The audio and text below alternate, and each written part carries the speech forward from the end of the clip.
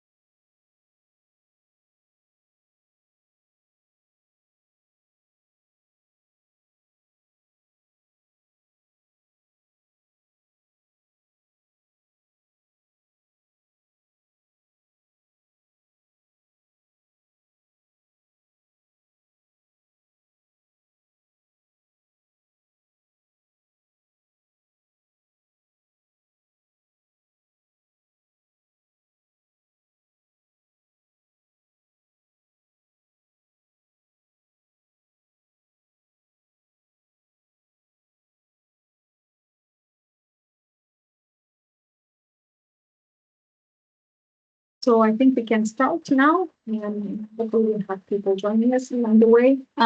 So again, good morning, and thanks for joining our info session.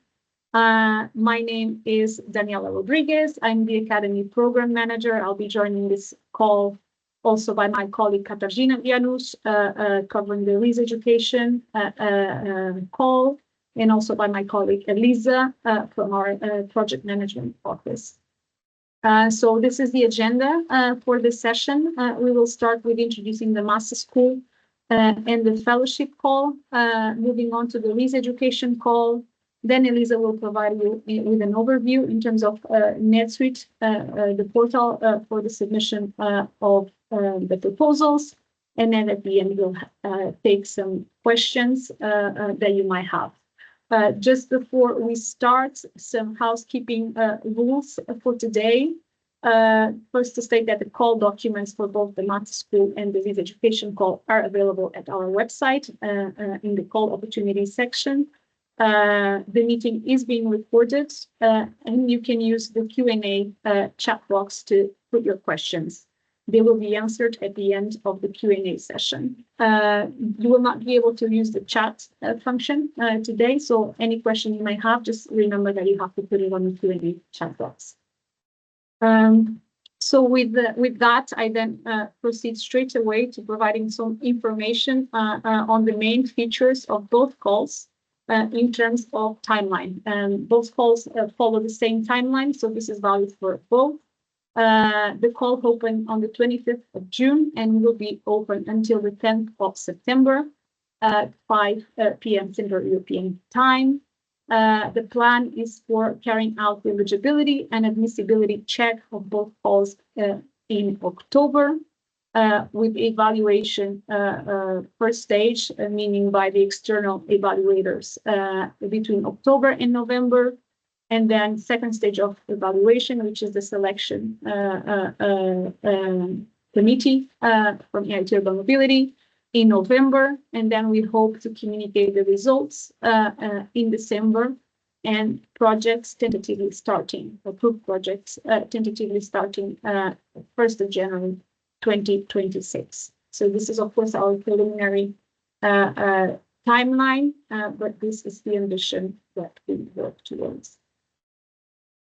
And now I move on to presenting the Master School and Fellowship call. But before going into the details of the call, I actually just wanted to give an overview about the programs in itself, because this is relevant for then the activity topics that we have in the calls. So the EIT Urban Mobility Master School started in 2020. We are now in our 5th year. of the master school, and we count already with 230 plus students enrolled to date. And we do this in partnership with 8 universities across Europe. So in the master school, we offer 2-year EIT label double degree programs, combining a minor on innovation and entrepreneurship with a major on urban mobility. So we combine INE and technical knowledge in these programs. So in terms of the key features of the program, as I said, they are double degrees, so students get a degree from both their entry and their exit university. And on top of that, they get an EIT label certificate, certificating the quality of the innovation and entrepreneurship education. They get to study in 2 different European universities. They get, as part of the curricula, to attend a summer school in between the transition year, so in between year 1 and year 2. The summer school is also held at 2 different locations in Europe. They also have to complete an internship with industry and a thesis placement, and this can be combined. And we support students also with mentoring, but also with financial support for startup creation. So students who want to create their own startup, they can come to EIT Urban Mobility for that support. So in essence, this is the structure of the master school. We currently have 3 programs in the master school. I'll come to that next when I cover the topics of the call. And then the fellowship, which is also a master level program, but here the focus is really on innovation and entrepreneurship. So the programs that are part of the fellowship have a focus on INE, and what we offer at EIT Urban Mobility is the chance for the students enrolled in these programs to also develop some knowledge on urban mobility. So they may be able to join summer schools, winter schools, other urban mobility courses, get pre-certification for our UMX courses as well. So there is a series of opportunities that we offer for students coming from those programs to fit the fellowship. They also need to be aligned with the IT label, and that means that learning needs to be an applied learning approach. They need to have also strong links with industry, a big component on international mobility as well for the students, and also has to focus somehow on student entrepreneurship. So this fellowship was actually piloted in 2023 as a result of a new handbook from EIT for fellowships. And we now count with more than 25 students enrolled to date and 2 partner universities with the ambition to scale as well. So this is the presentation about the 2 programs that we cover in this call. Now I move on to talk about the call and the main features of this call for the master school and the fellowship. We look for proposals with a project duration of 12 months. In terms of the funding allocation, the total funding allocated to the call is 1.220 million for the total of the call, and then for the specific activities, I'll cover that in the activity detail. We look for a minimum of co-funding per proposal of 25% of the total budget. Financial sustainability is required on some activities. I'll cover that as well next. And we can have proposals for mono beneficiaries, but also for consortia, and that is depending on the activity type. So these are the main functions.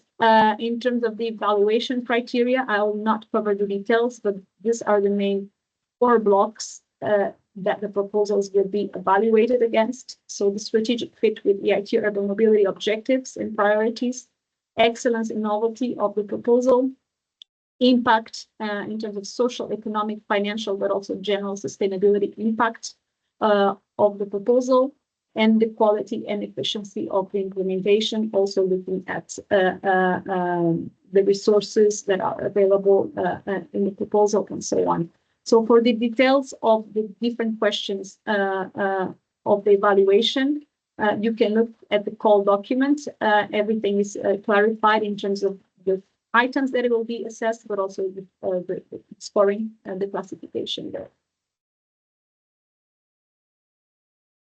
So with that said, I'll move on now to covering the different activity types that we have in the Master School and Fellowship call. So we start with the activity one, summer schools for master students. That's activity MSA 1 in the call. As I've mentioned before, as part of the master program, students need to complete a summer school, and we look for summer schools through this call. So we accept proposals for the development and implementation of a summer school program. We need to follow the summer school structure because the structure is actually built in alignment with the EIT label requirements. So that means that there needs to be a challenge-based learning. It needs to follow also the international mobility criteria, meaning it needs to be in 2 different countries, ideally located at a train distance, and it needs also to align with our own master school academic calendar. This is important because even you can, in the call, in the proposal already, suggest some dates, but the dates of the summer school are then to be agreed with the master school leadership here at EIT Urban Mobility, also to make sure that we cover the master school academic calendar and there are no overlaps. So, as I've said, the goal is to deliver a summer school. In terms of participants, that needs to cover both our master school students and also have a place for external paying participants. 15 master school students, 15 external participants, that's the minimum, with the possibility to accommodate up to 45 participants in total. Partner requirements, it needs to be consortium proposal because we have to have partners in 2 different locations. And the goal is to develop and implement the summer school program. Financial sustainability for this activity type is required because, as I've mentioned before, the summer schools should also recruit external paying participants. So this is how the financial sustainability is generated for this type of activities. So the minimum requirement is 8,000 euros. That needs to be then shared to EIT Urban Mobility. Above that, then the revenues are shared between EIT Urban Mobility and the consortia. The maximum EIT funding for this type of proposals for summer schools is 190,000 euros per proposal. And in terms of minimum targets, we need to have a minimum of 15 external paying participants. Our master school students that will be assigned to the summer school are then counted in a different way, in a different activity. So the minimum KPI target is actually for external participants. So this is activity number 1, and now we move on to activity number 2 in the call. That's for proposals for new EIT Urban Mobility Master Program. That's MSA 2 in the call.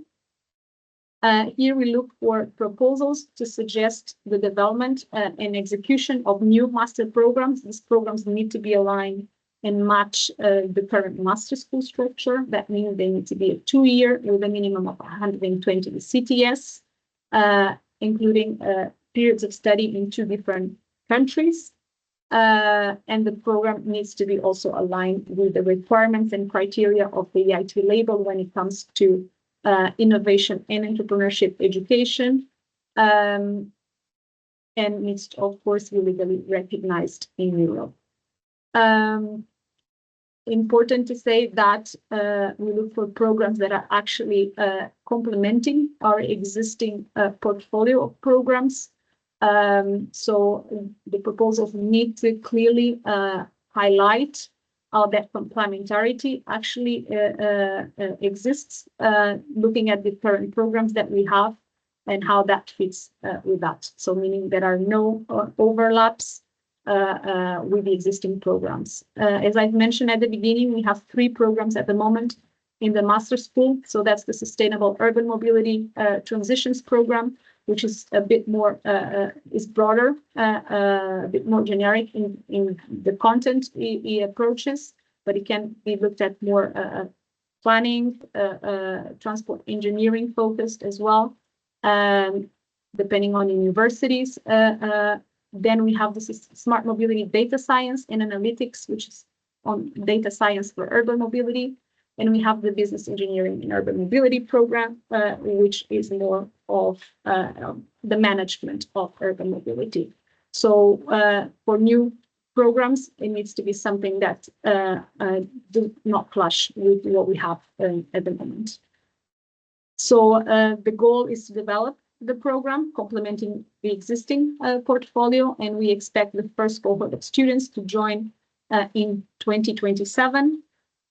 For this type of proposals, we look for consortia. It needs to be a minimum of 2 universities from 2 different countries. And there is no financial sustainability requirements for this type of activity. If the program then joins the master school, the financial sustainability of the master school is based on the tuition fees that our students pay for the program. So the program would already be contributing in that way to the master school. The maximum EIT funding for this type of proposals is 80,000 euros. Here, I would like to stress that this is for the 12 months of the proposal. Of course, if then the program happens to join the master school budget is run by EIT Urban Mobility based on the conditions of the master school agreement. So that funding would, of course, then continue over the years based on the terms of the master school agreement.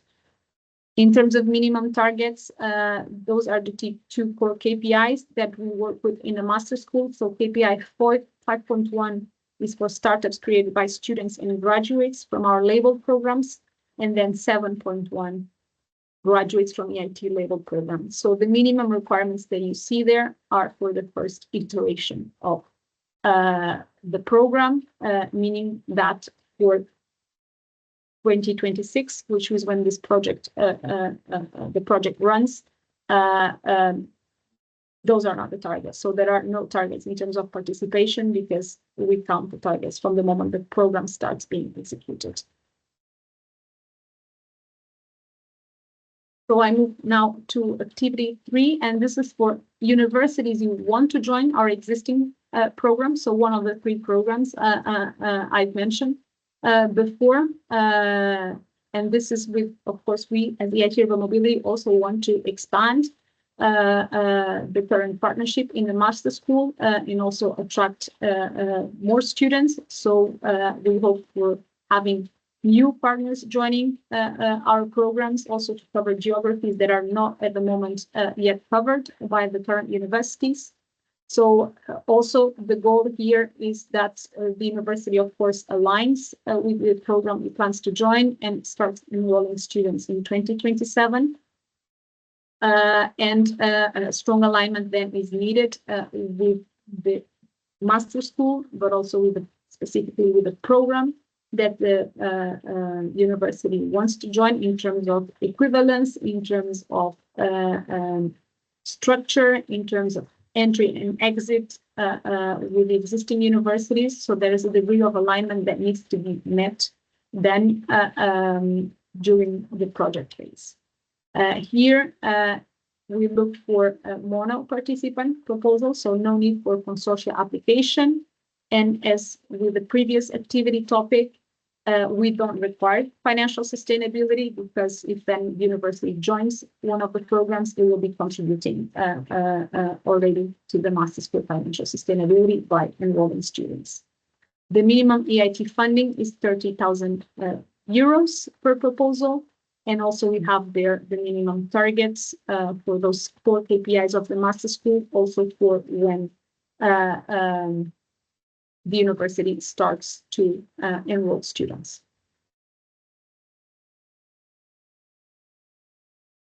With both MSA2 and MSA3, we work on a two-stage approval approach. That means that if the proposal is accepted, so that's approval stage 1, what we approve is for the alignment to start with the master school, whether developing a new program or a university joining an existing program. The degree of alignment is high.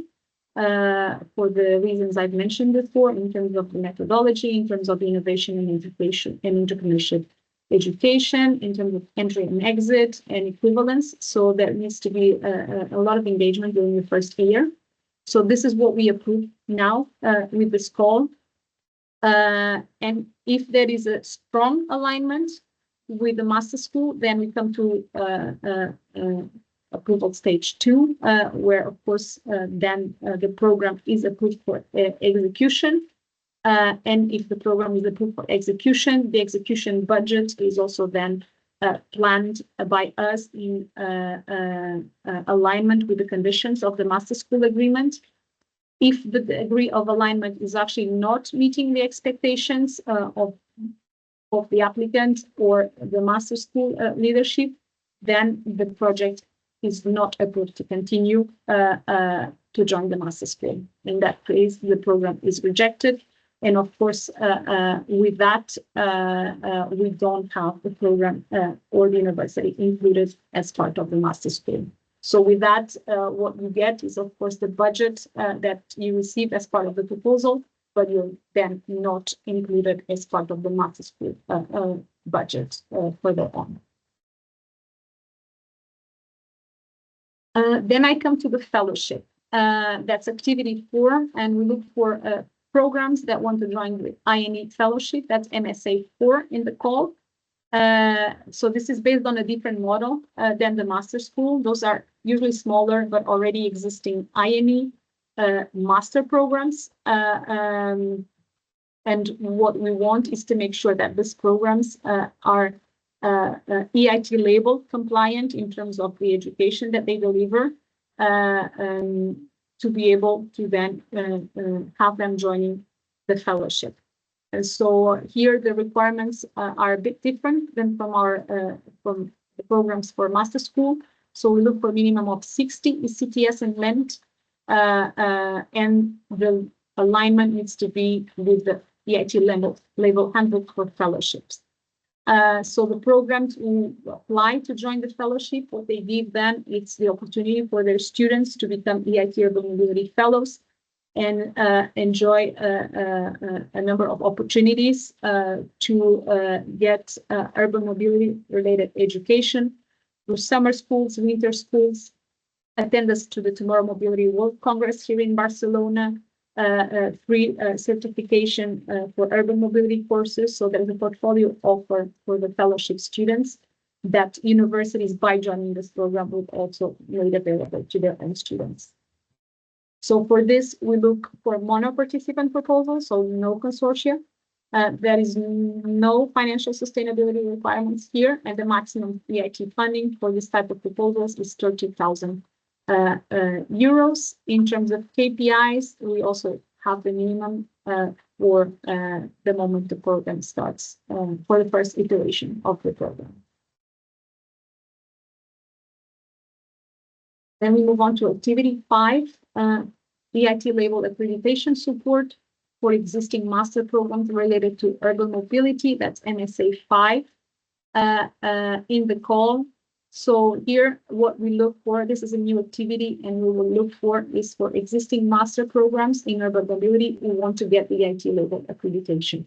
So it's not to join the EIT Urban Mobility Master School, but support to getting that EIT label that can only happen with support of a KIC. So only the KICs can apply for EIT label. So universities are not able to do that on their own. And what we offer here is the possibility for programs to get this label with us in support.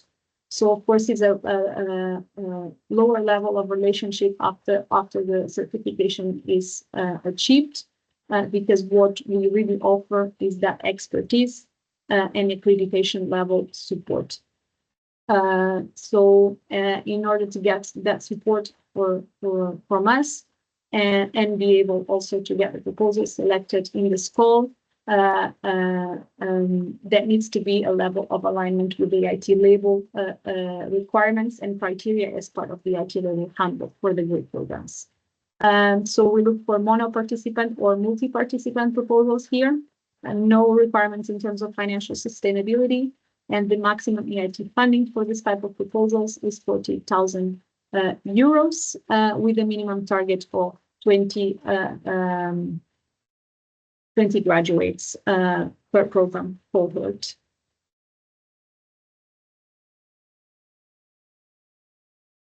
This is the last activity topic in the Master School and Fellowship Call. It's activity 6, other activities that can contribute to achieving our KPI 5.1, that's startups created by students and graduates from EIT labeled programs, MSA 6 in the call.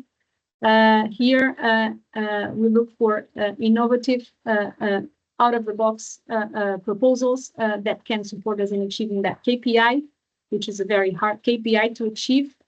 So we, of course, can include many different types of activities. So this actually is more or less an open topic for proposals coming in, where we think here, for example, to give you a non-exhaustive list of possible activities, student incubation programs, student mentoring for startup, partnerships with industry as well, student accelerators, anything along these lines that can also help us getting that KPI.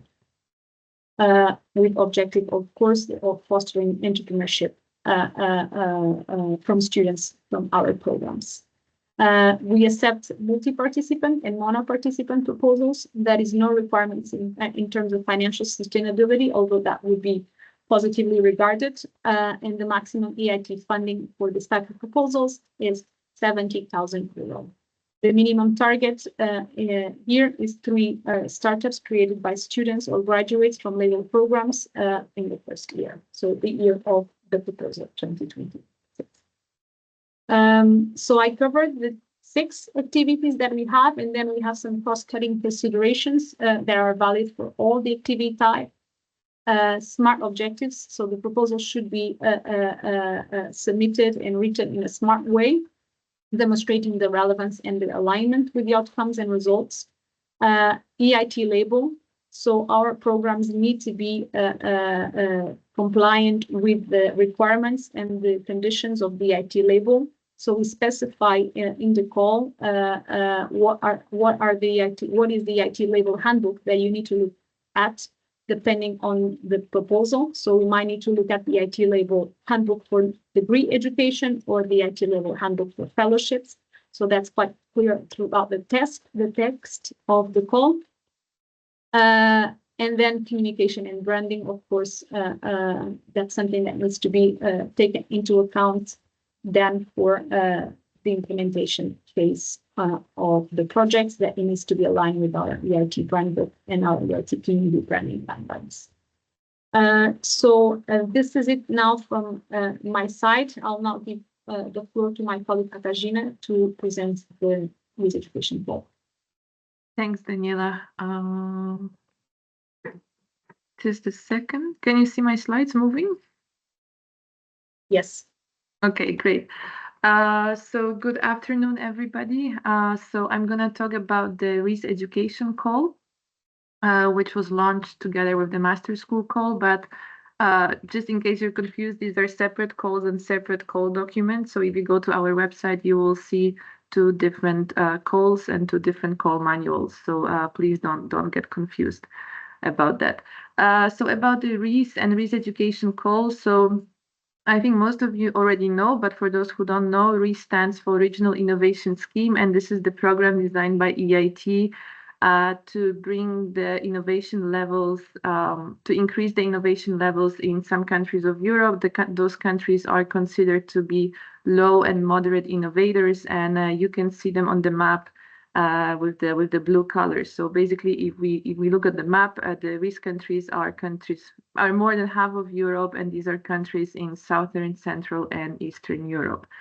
And with the RIS Education Call, we aim to fund projects that are aiming at closing the knowledge gap in those countries and improving the innovation levels in urban mobility. So we are basically looking for educational and training projects that are helping with the innovation levels in RIS countries.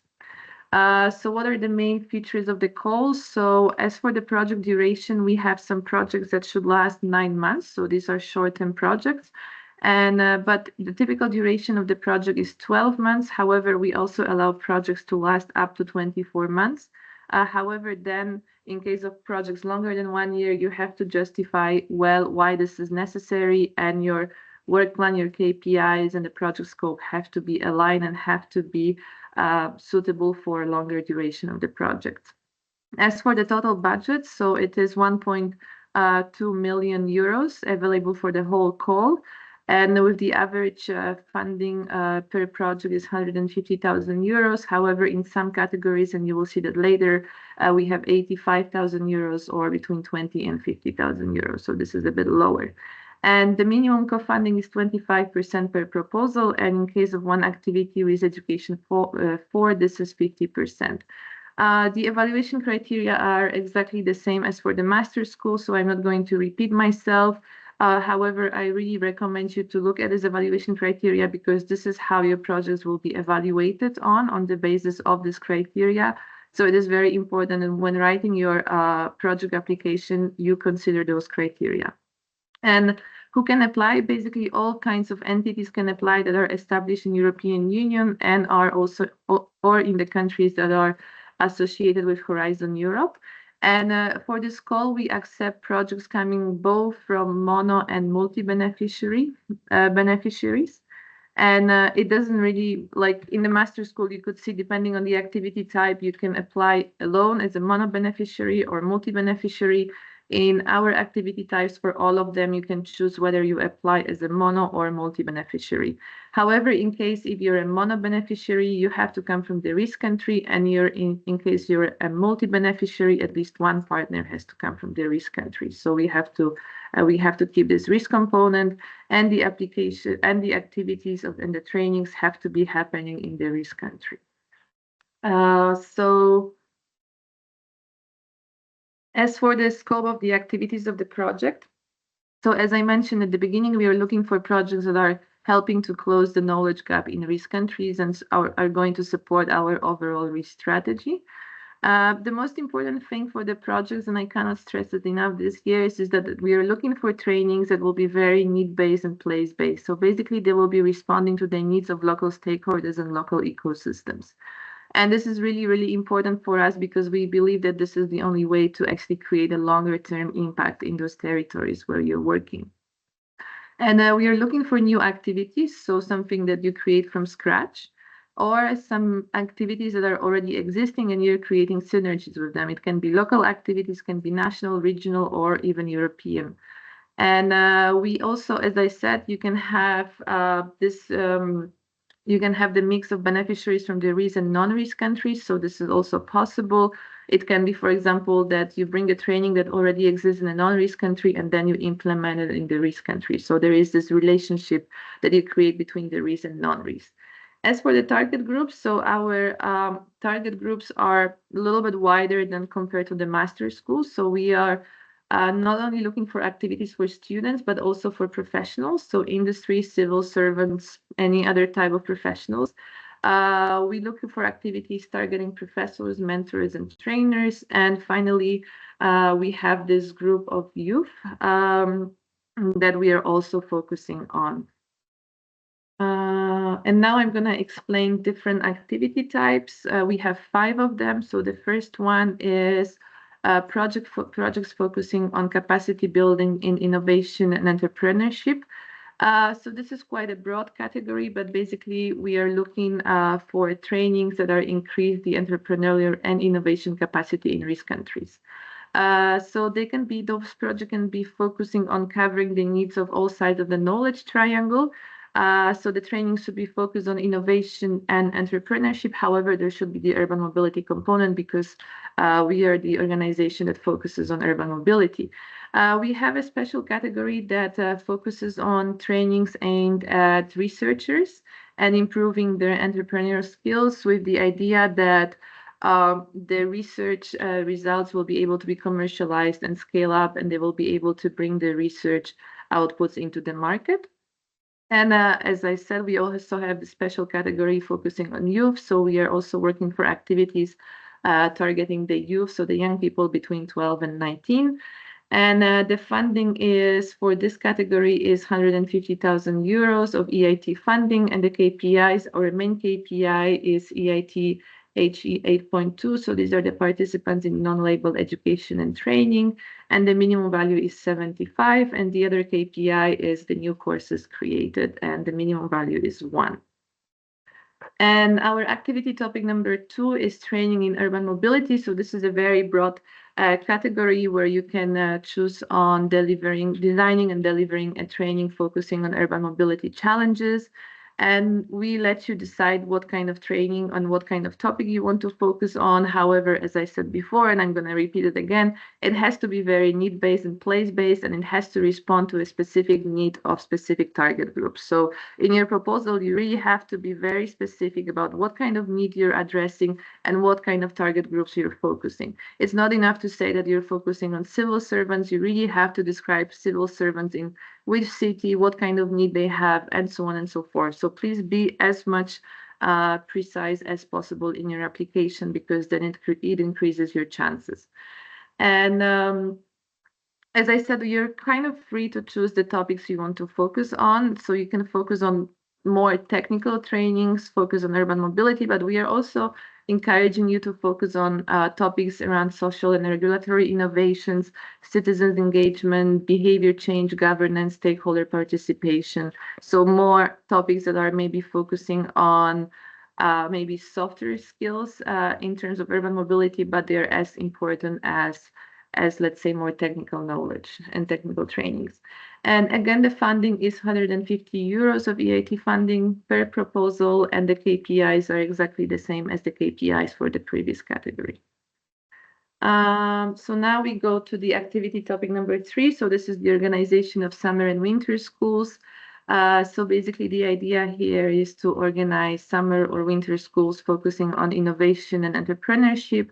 And we have 2 target groups. So these are either bachelor students in their second year of their studies, or youth between, again, 12 and 19 in RIS countries. And we ask you to organize a 1-week challenge-based summer school or winter schools on different challenges that are provided together with the cities and industry. So we really want to see this collaboration within the knowledge triangle, and we also want the students to be exposed to real-life challenges. We expect you to run a 2-step recruitment process to select minimum 35 participants. This is because we want to ensure the quality of the participants, and also we want to ensure that the bachelor students can further go and study into our master programs, those that Daniela has presented before. And so for the bachelor students, it is important that you check the required background of those students, and this is specified in the call manual. And for this activity, we have the funding of 85,000 euros of EIT funding, and there is also a financial sustainability expectations of 4,000 euros in revenues, which are paid back to EIT Urban Mobility. And the expected KPI is the 7.2. So these are participants in labeled education and training. So we also expect that this activity will obtain EIT label. And the minimum value, as I said, is 35. So now the RIS activity 4. So this is scaling up of local initiatives. And this is the activity where we encourage you to look for already existing training programs, whether they are local, regional, or national, and create synergies with them. So in this way, you can increase their impact, and also you can increase their reach. So for example, the idea is here that there is an existing, for example, this is just an example, an existing university course, and you either want to deliver it somewhere else, or you want to deliver it to professionals in industry or the civil servants. So we give you the funding to basically customize this course for this public. So In this case, the co-funding is 50% because we already expect the course to be existing and running, and we give you additional 150,000 euros to customize and to make this course applicable to another audience or to wider public. And in this case, the KPI is EIT HE 8.2, and the minimum value is 75. And now I'm going to the last activity. So this is also a new activity. So this is about network building with educational players. So here we encourage the consortia or the participants in our call to basically build relevant networks. So to build networks with institutions in the RIS countries, which specialize and provide training in innovation, entrepreneurship, and urban mobility. So the idea here is to bring different stakeholders that work on education in urban mobility, but maybe are not yet connected together. And the idea is to bring them together and to start a discussion about what are the needs of training in urban mobility or innovation and entrepreneurship, and try to discuss and come up together with some joint agenda and strategy how to advance education in those topics in a given country. So this is really some kind of a network building. This is the seed funding as well, so that you can use these outcomes of this collaboration to further apply in the future for EIT urban mobility calls or other funding mechanisms, where you show that you have designed educational strategy for a given region or a country that is going to improve the innovation levels or the knowledge about urban mobility. And this is the funding between 20 and 50,000 euros of EIT funding. And the expected KPI is, again, the EIT HE 8.2, and the value here is 20. We realize that this is the lower funding, and also maybe you will bring a limited number of stakeholders, so that's why the KPI is a bit lower here. As for the cross-cutting considerations, so we expect most of the trainings or all the trainings to be run in person. We have learned from the experience that the online training do not provide as much value as the in-person trainings. So we want the projects to run most of them in person. The online component is allowed, but has to be limited and has to be well justified why you do that. So if you want to run some introductory webinars to your trainings, that's okay, but the main training activities should come in person, because we also believe this is beneficiary for the stakeholders to come together and forge relationships. The second thing, it is relevant for us that the courses that you're going to organize, the trainings you're going to provide, they run across several modules.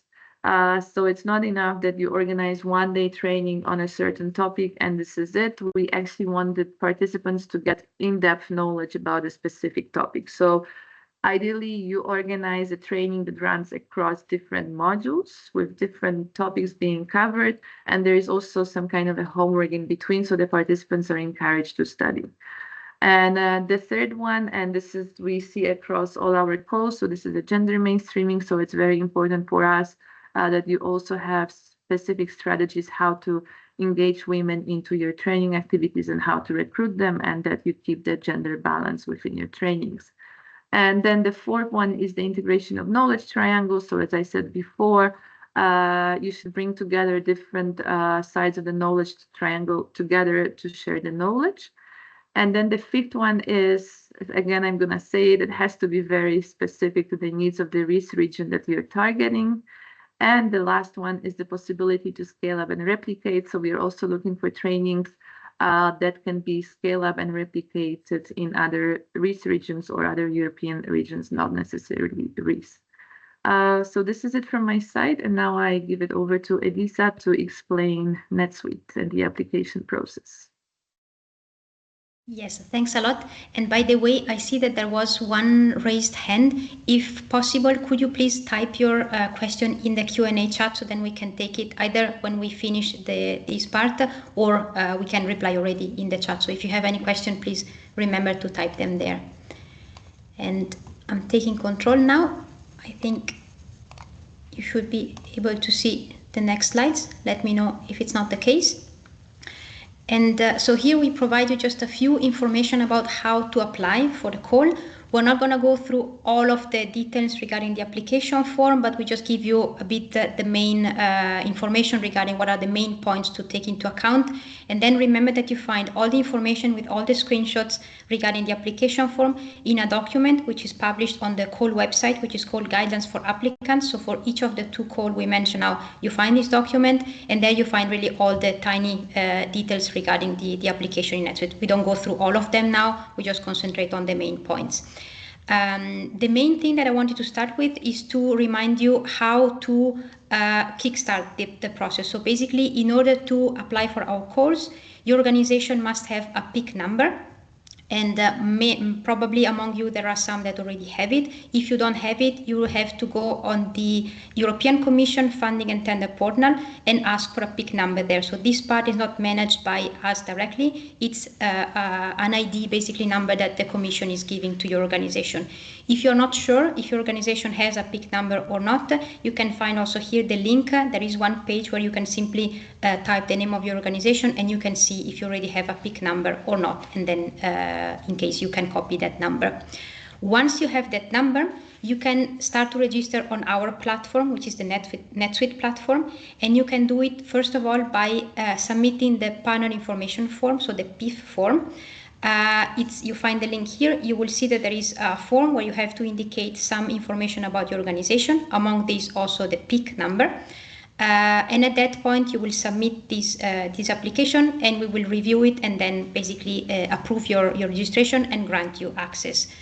Remember that the registration doesn't happen automatically. So there is a manual work behind that, and we suggest you to remember to register in time in our platform to make sure that then you have enough time to prepare your application form and submit. We may take up to 2 working days. Sometimes we are faster than that, but just keep it in mind as a maximum deadline, meaning that don't wait 2-3 days before the submission deadline to register in NetSuite, because it can be too late and we may not have enough time to grant you access.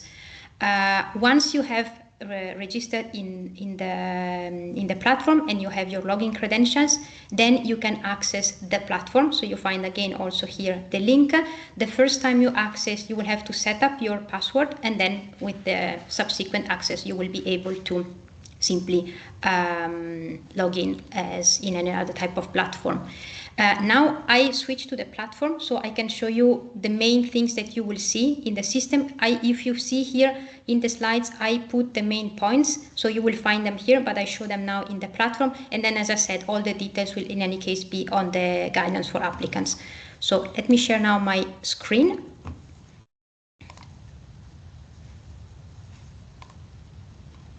Let me know if you have trouble seeing that. So at the moment, I'm working in a test version of the system, but basically this is the same thing that you will see. So don't worry if you see, for example, this name and you won't find it in the real platform. This is overall the main page that you see when you access the system. And under grant management, call for proposal, open calls, you will find all the calls that are open at that moment in the system. Now, don't get scared because you see a lot of them, but this is a test version of the platform. So normally you see maximum 4 or 5 calls open at the same time. And now I just quickly show you, for example, in this case, you will find these 2 calls. So the RIS education call and the master school and fellowship one. Depending on which one you want to apply, you will click on the apply button, and at that moment you will start work on the application form. So now I just take one of the 2 because, as I said, looking only into the main features, we don't need to go into the details for each specific call because most part of the application form, it's the same for all of the call. So I click on apply. At that point, a new tab opens and you will start to work on the application form. If you see now, I don't have any ID because I still have to save it. The first time you will save the proposal, the ID will be generated and then you will also have the code for your project. The application form is structured in these 6 main tabs. And apart from the project scope, which is a bit different depending from the call, all the other tabs will be the same regardless of the call you're applying to, more or less.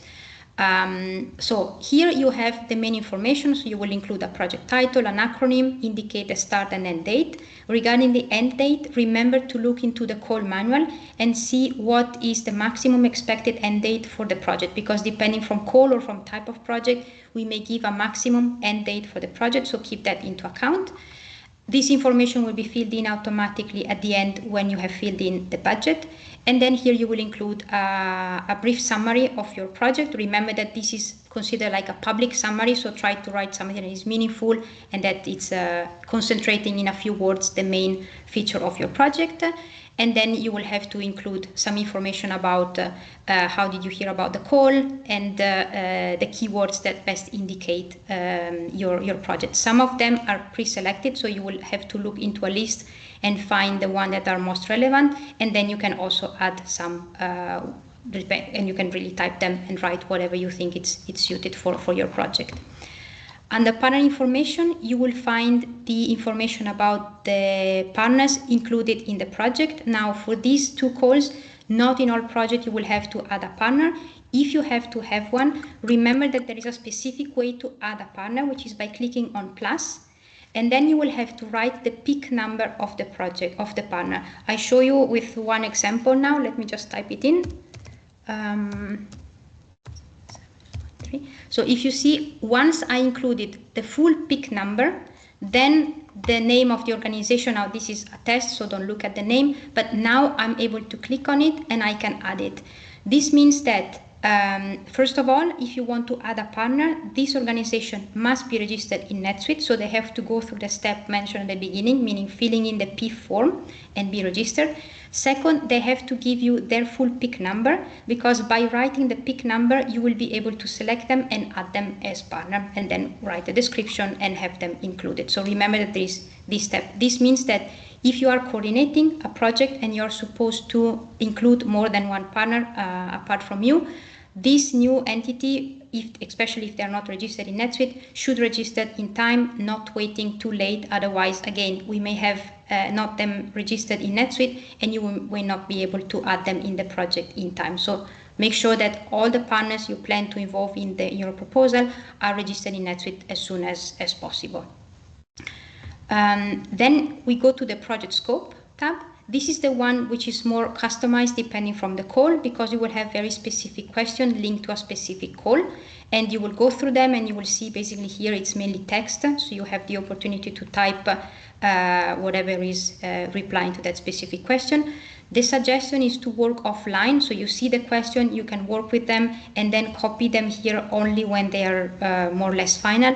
The main reason why is because if you are working a lot on a tab that it contains a lot of information, and for whatever reason at some point you stop working, the system may log you out without saving. So remember that if you start to write long text, write them offline and then you copy. Also, if you work offline, you can also have a good control of how many characters you're using, and then you copy the final text when you know that it's matching the characters. So if you see like here, I don't go through each of the question, but basically you see that most of them are just text to describe your activities. And then you will have to identify what is the risk of your projects and explain the likelihood and what are the mitigation measures you plan to have and what is the financial sustainability, if any, if required. Then I switch a moment to this one, and then we go back to the work plan. So under supporting document, you will find the possibility or the mandatory to upload a document. In some cases, we have mandatory attachments, in some other not. Again, look into the call manual to find out. But for example, in this case, if you don't see the asterisks, it means that it's not mandatory, it's also written. And to upload a document, you click on choose file, you can select the document and it's going to be automatically uploaded. So as soon as you select it, it's going to be in the system. You can only upload one file per line. So if you have more documents, you will always be able to upload one. And if you upload the wrong document by mistake, you click again on choose file, you upload a new one, and it will overwrite the previous one. So basically, you don't need to delete it, you just overwrite it. But remember at that point that once you upload a document, you cannot remove it anymore. So you can only overwrite with a new one. The last thing regards these two tabs, so budget and work plan, which are very much connected. I show you now quickly how they look like. So under work plan, you are basically defining the structure of your project, meaning that you add work packages to divide the activities in specific blocks, and then you will indicate the KPIs and the deliverables of your project. Now, if you see at this stage with the work plan table that it's basically empty, The budget table is also empty. You have a summary overview, but you cannot edit anything here because this is a total budget for the project and it's all zero.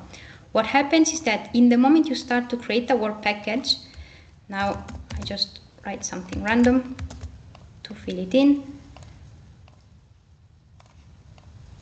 First of all, you have to always indicate one work package leader, and you will see that the work package leader, I can see only the partners that I included at the moment under the partner information tab. So it's these two, I just pick one.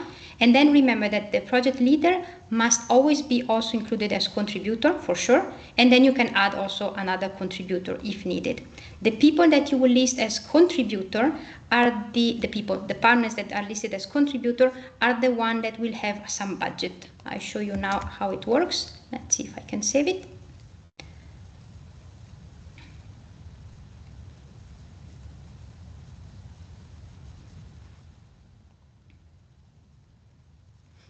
Okay, so now I saved this part, and if you see, I go into the budget, and now I have one tab that appeared with one partner, work package one, and I have the possibility to include the budget, and a second one with the second partner that I added with again work package one and the possibility to add budget.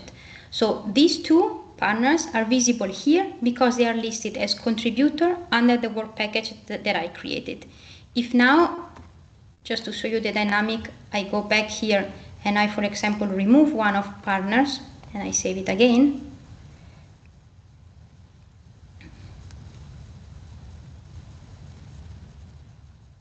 Now I go back into the budget. You will see that this partner is still here with work package one and the other one disappeared. This is to show you mainly that you should work on the budget only towards the end. So once you are sure about the work package structure and who is going to work in each work package and who has budget in each work package, then fill in the budget. Otherwise, if you change the order, for example, of a work package, or decide that the partner will not work there anymore, but at the same time you fill in the budget, you will lose the information. So the budget tab is the one that you will fill in towards the end when everything is defined. So you will create each work package with work package leader and contributors. Contributors are the one which have some budget. And then under each work package, you can also add deliverables by clicking here, and you can define what are the main deliverables linked to each work package. Try to limit the number of deliverables to the ones that are really meaningful, and look into the call manual to see if there is any deliverable which is mandatory. Sometimes, depending from the call, we prescribe some specific deliverables to be mandatory for the project, sometimes not. So have a look at what is relevant in your case. And in general, just keep really the number to minimum one. So what is really relevant, what do you think it's possible to map and to report afterwards. Otherwise, avoid to have, 15, 20 deliverables if there is not a strong need for that. Same for the work packages.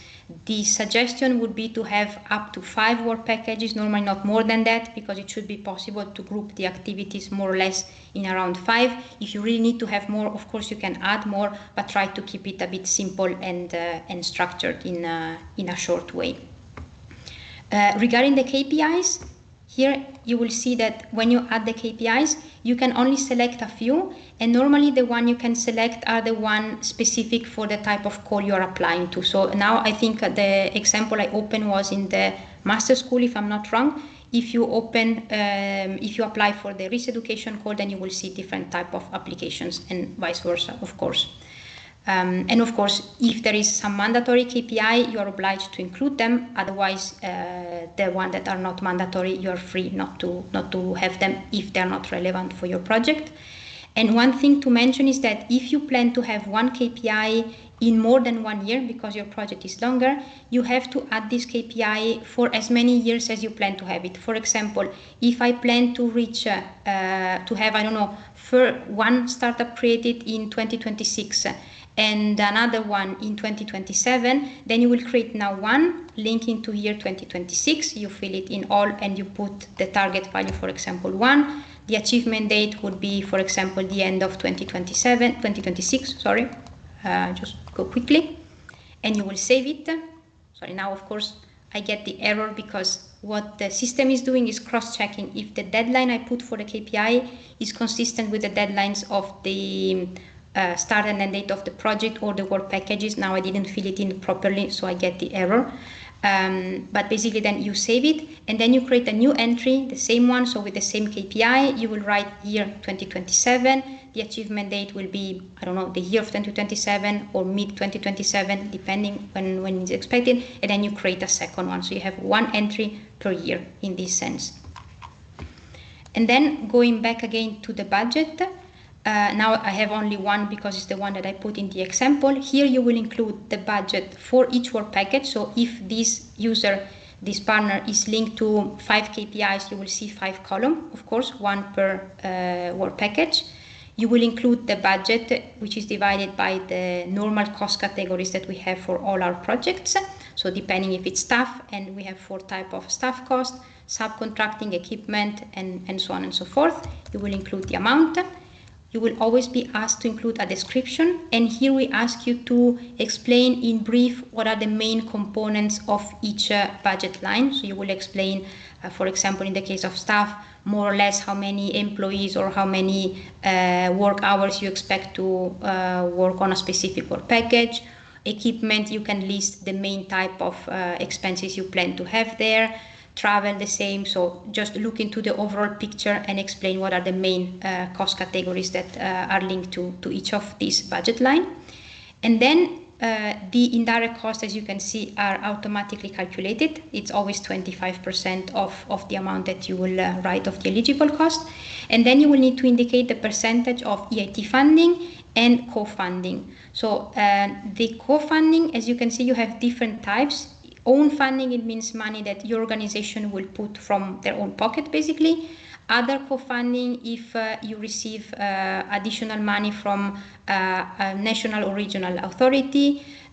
EU non-EIT, so if you plan to have some parts of the project covered by another EU project which is not EIT project, you can write a percentage.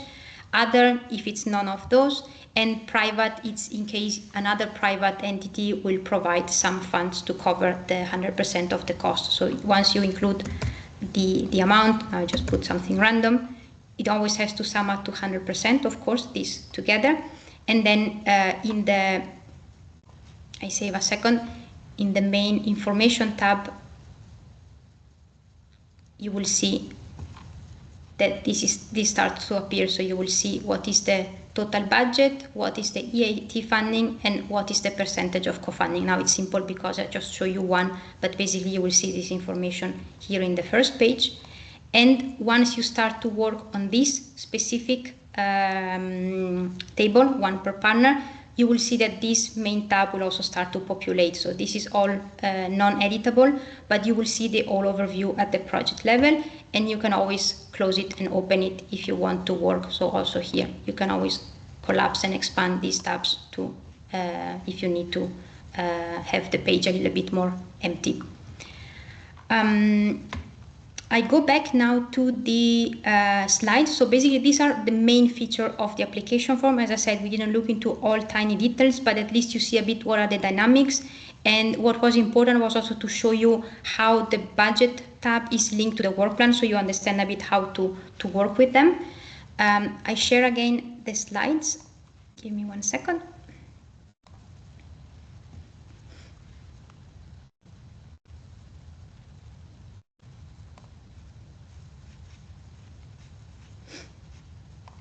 Okay. Sorry, let's find the point where we left them.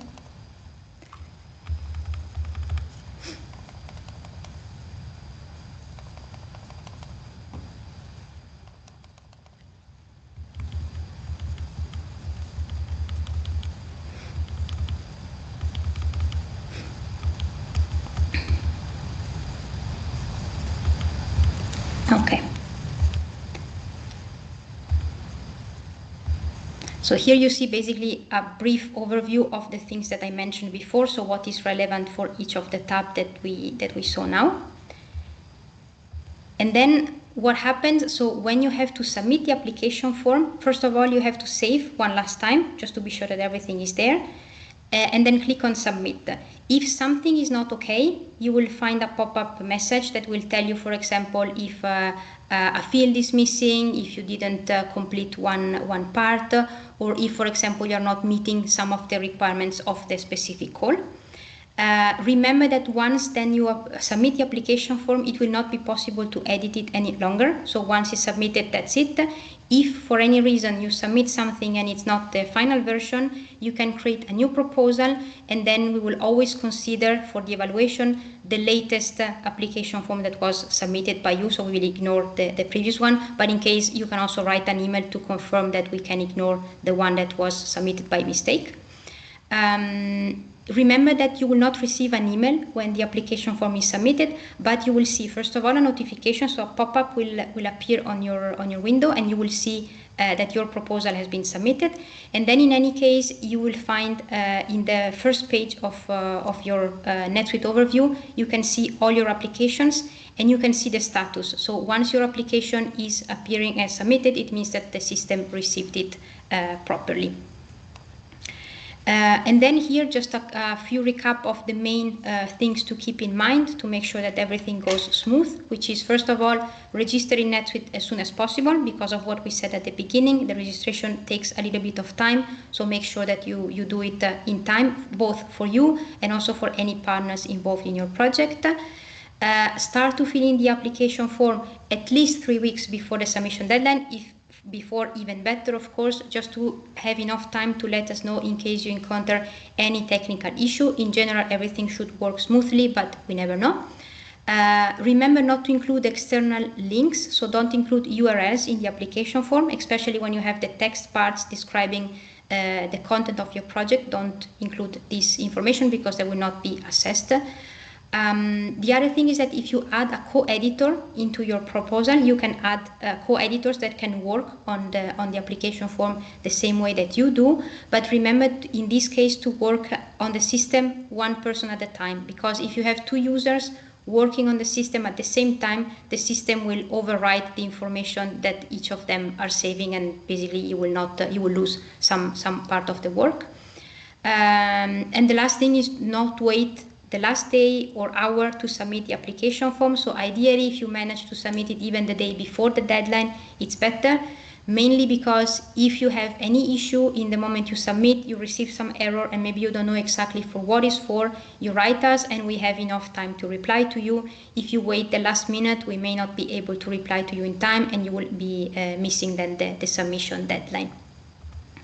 Last thing, so as I said before, remember that all of this information regarding NetSuite are in the guidelines for applicants, which is a document published on the call webpage of each of these 2 calls. So you find all of these details and much more than what I said now.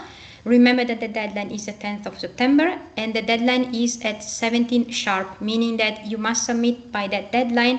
Even 1 tiny second after, the application form will not be considered. So remember to make sure that you submit it in due time.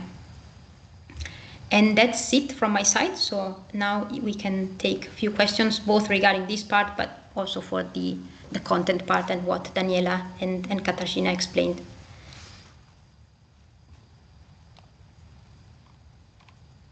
And I see there were some questions in the chat, no, already? Yes, there has been some questions already on the Q&A chat. I do want to remind everyone that we are not going to be taking live questions. So please, if you have a question, instead of raising your hand, just make sure that you type it on the Q&A box. So one of the first questions that we got, it was about one of the RIS activities, and it was, what does it mean, the urban component? Yeah, the urban component means that the activities have to be addressing the urban issues and focusing on the target audience that is working on those urban components. Perfect. So we don't do rural, we do cities. Thank you, Kasia. Now I have multiple ones. One of them is for Elisa. Could you clarify the co-funding rate requirement, particularly for new partners who might not be familiar with this concept? What forms can co-funding take? Okay, well, in principle here, first of all, if you have doubts, at least when you submit the proposal, you can put all the co-funding under the own funding, so the first of the line we saw before, and then eventually if this co-funding is not coming from you but from someone else, we can still modify it afterwards, so don't worry about that. We will not look into all these details in the moment we assess, but in general, co-funding, it can be any type of source. Normally, to be honest, it's quite rare, especially in our project, that partners bring co-funding coming from many different sources, especially from other EU projects. The important thing normally of the co-funding is that if you have another source that covers part of the cost of an activity, you make sure that you are not double funding the same activity. So you must be sure that you can clearly identify which costs are covering which part of the activities and which are not. Now, I don't know for the type of activities of these two calls, if you could have, for example, another private or public entity that could cover part of the cost for a summer school, for example, because maybe there is a sponsorship, for example. In this case, if you are able to indicate exactly what the sponsorship is covering, so which type of cost, and making sure that with this money you're not covering partly or fully the same activities as we cover already with the EIT funds, then this is of course fine. This is just one example that came to my mind. But as I said, I would do that if you have specific doubts or a specific case, you can write to us and we can tell you if it's okay or not. And in general, in this first stage, if you have a doubt, as long as you put this amount of money under the co-funding, you can put it under the own one, so the one that are supposed to come from your entity. And then if eventually you say, no, but actually it's not from my entity, but it's a third party giving the money, we can still make the change and move this budget under one of the other co-funding lines. I don't know if I replied to the question, because, I mean, it can be very specific depending from the cases, but I hope it helps at least to have a broad idea of how to do it. I think it does. Otherwise, I have replied to a few questions that you can see. We will share it also at the end of the call. We have a special inbox that you can send us any questions you may have, maybe in more specific terms that are about your proposal, and we will be able to reply in writing through that. But I hope that Elisa's answer covers at least the question. I do think it does. And now we do have a second question that are, what are the eligible cost categories for the budget? Specifically, can personnel cost, for example, staff salaries, tutor fees, and cost for activities be covered? For this question, I will actually recommend that you all check the list of documents that have been attached with all the call manuals. There is one that is called eligibility of expenditures. It might be better than us trying to go through all of that right now. If still there are questions afterwards, you can always contact us. Then we have a third question that reads, could you provide examples of how the budgets will typically be allocated across different cost categories? I don't know if any of my colleagues want to address this. Well, I would say that here, I mean, I don't know exactly in which direction is the question going, but I think it's very much linked to the previous one, so to the eligibility of cost. So once you will go through the eligibility of cost description, you will see what you can report and what can be covered by EIT funds and whatnot, which is basically the same rules of Horizon Europe. And then based on that, I think you can easily understand, how you can then build the budget in general. I also think that the most important part is not how each budget category is defined, it's how the descriptions of those are, how you justify those costs that you are requesting. And then, sorry, Elisa? Yeah, no, just wanted to add that if it's for this part, you will find some examples in the guidelines for applicants, so the famous document that I mentioned before, so you can see how, in general, you can describe this part. in principle, keep in mind that who is reviewing the proposal and who is reviewing the budget need to understand if the budget makes sense compared to the activities you will implement. So it's just give a good description, which is not too detailed, but gives an idea of why you're putting this money. So what are you planning to buy under equipment if you put cost there? If you put money under travel, more or less how many trips you plan to do, where, why they're relevant for the project, and so on. Thank you, Elisa. And then the last question from Rosella is regarding membership fees. Is a membership fee required after a project is awarded funding with the 50% co-funding rate for RIS 4? If so, please clarify the amounts and the associated terms. I also think that Elisa or Kasia. Yes, thanks, Lydia. So yes, every project that gets awarded, then the partners have to become the members of EIT Urban Mobility, and they have to pay the membership fee. We have one exception if you're a new partner. So if you haven't been the member before, and if your funding is below 30,000 euros in the proposal, then you can receive a fee waiver. But I know, Rosella, you're an existing partner, so you will have to pay the membership fee because you're also involved in other projects, but we can discuss it separately as well. Thank you, Kasia. Now we pass on to the next question that it's also for. So we have Clara that is asking if the applicant is already an AAT member and the course holder is the same AAT community member, the same membership fee counts for both, correct? I will take the liberty to ask if you are meaning AAT Urban Mobility member, then the answer is yes. But if you are a member of another AAT KIC, then the membership counts on a different way. If anyone wants to add to that. No. Okay. So then the second question, I do think this goes to Kasia as well. Yeah, Yes. for the same key, Clara, then yes, it does apply. So Clara just replied on her own question. Then the second question is, a minimum 3 modules need to be delivered, no length or ECTS specified. So does this mean we're free in that regard? Kasia, I am 100% sure this is for you. Thanks, Lydia. Yes, this is for me. So we put 3 as some kind of an orientation number to make sure that you, as I said, you just don't organize one training for one day and that's enough, but you more create this longitudinal teaching and learning experience for your participants. So you're quite free to design your courses as you see fit. But of course, as I said, they have to go in depth and they have to provide more in-depth relevant learning experience for the participants. So you're free, but you have to take into consideration this constraint of creating a modular training. Thank you, Kasia. The next one is also for you. They said that also there are no mentions of how many times the training needs to be run in the project duration.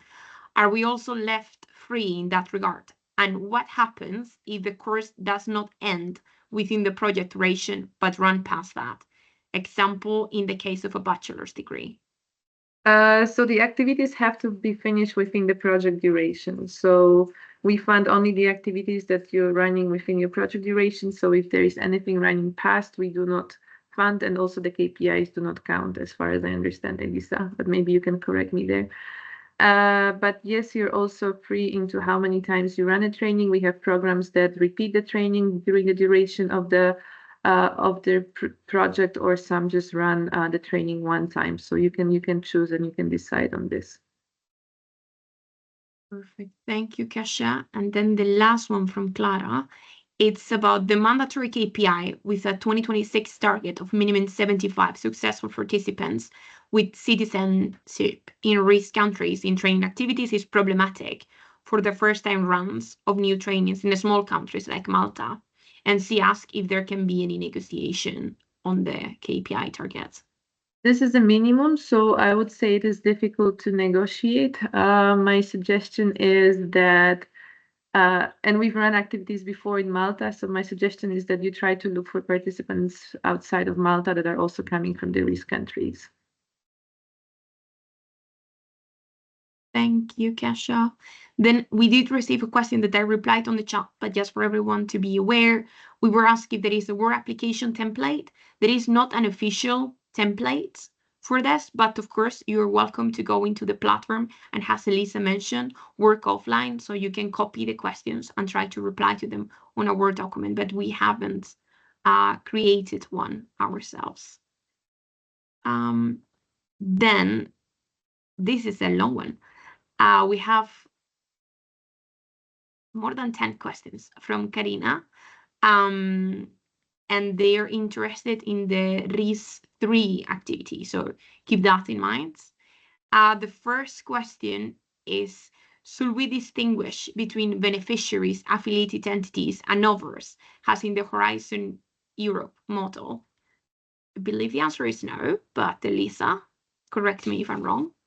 Yeah, correct. So in NetSuite, you will be asked to mark if among the member of the consortium there are affiliated entities, but then they don't work like in Horizon Europe. So in Horizon Europe, normally an affiliated entity, it's shown as below somehow inside the main entity they are linked to, and also the budget is bid in a different way. In this case, you only indicate which of the two entities are linked to each other, but then each of them will have their own budget, and inside the proposal they appear as, let's say, normal partners, all at the same level in that sense. So it doesn't reflect the same as Horizon Europe, but the rule of who is an affiliated entity follow the same rules of Horizon Europe. So to indicate if there are two affiliated entities, follow the same rules of Horizon Europe. Yes.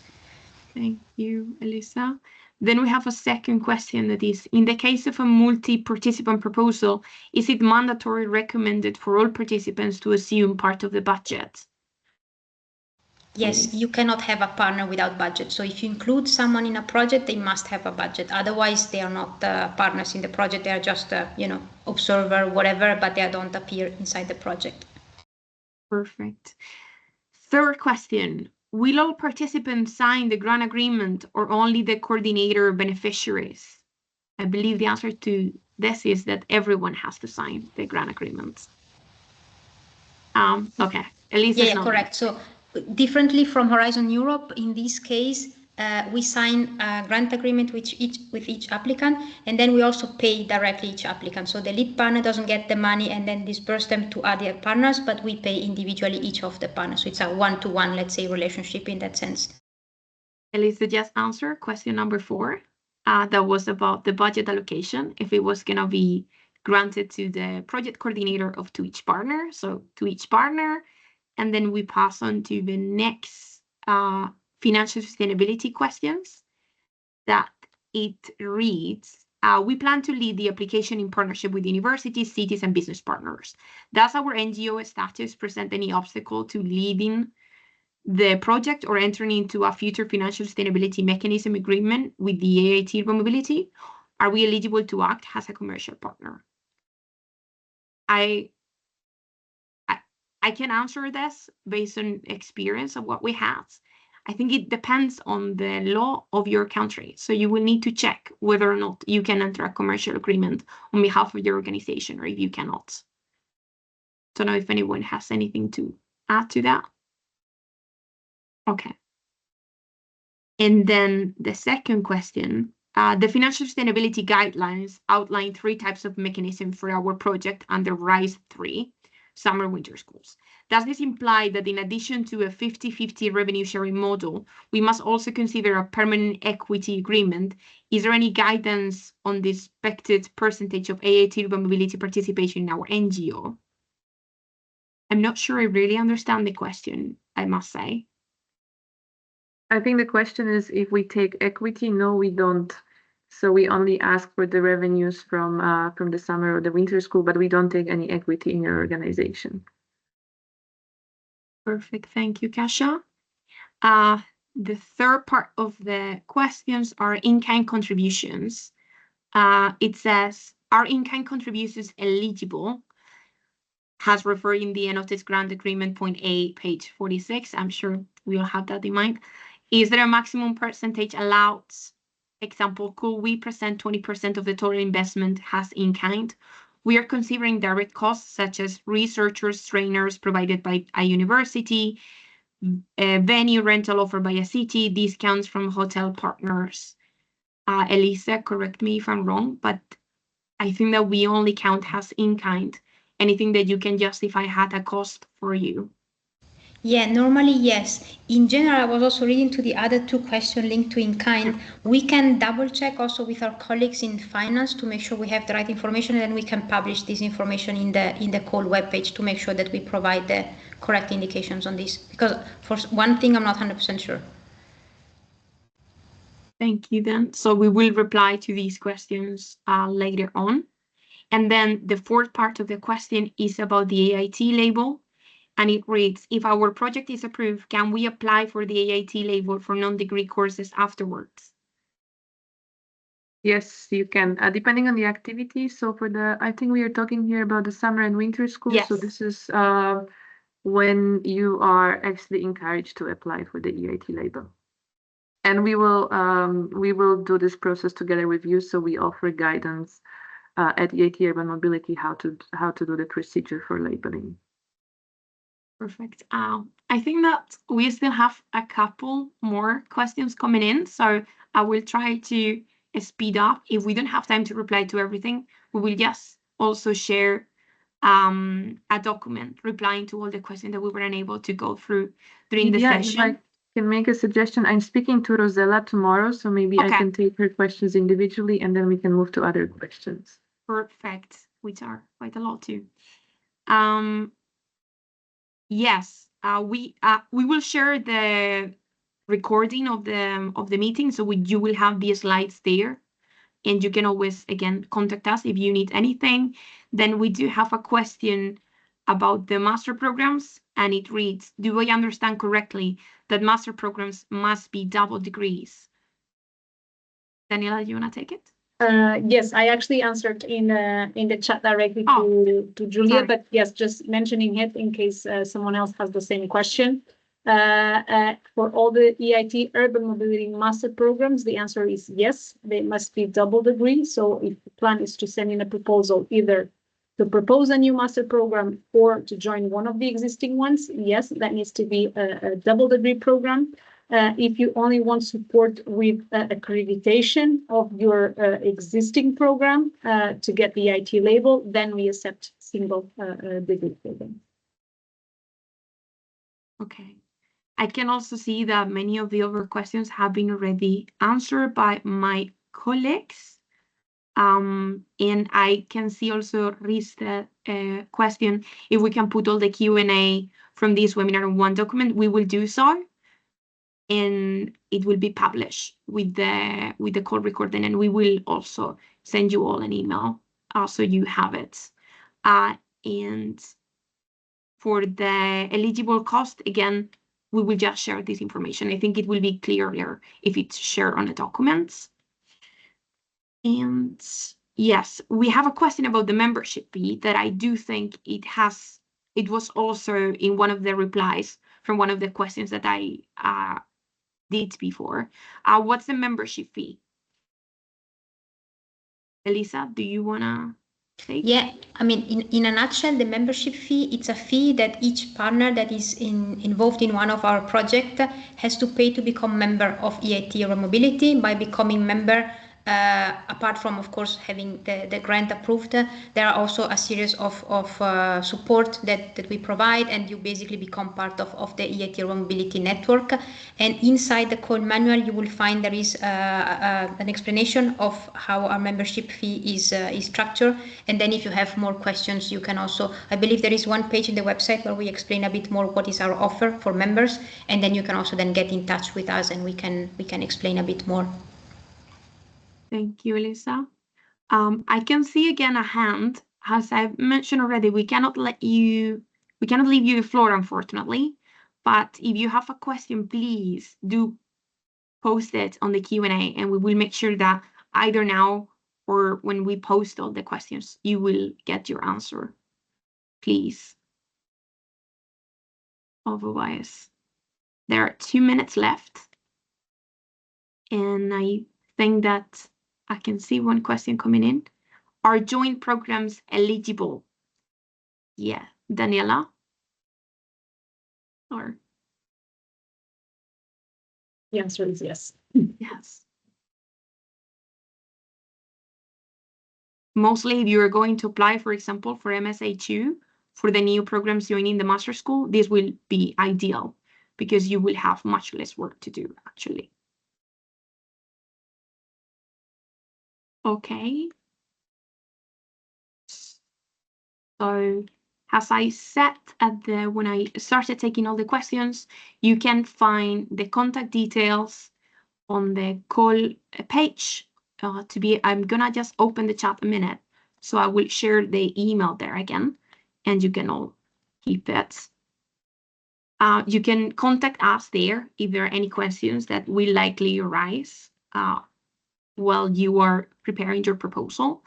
We are available here and we will take any questions. So I want to thank you all for being on the meeting and for joining us today, for all your questions.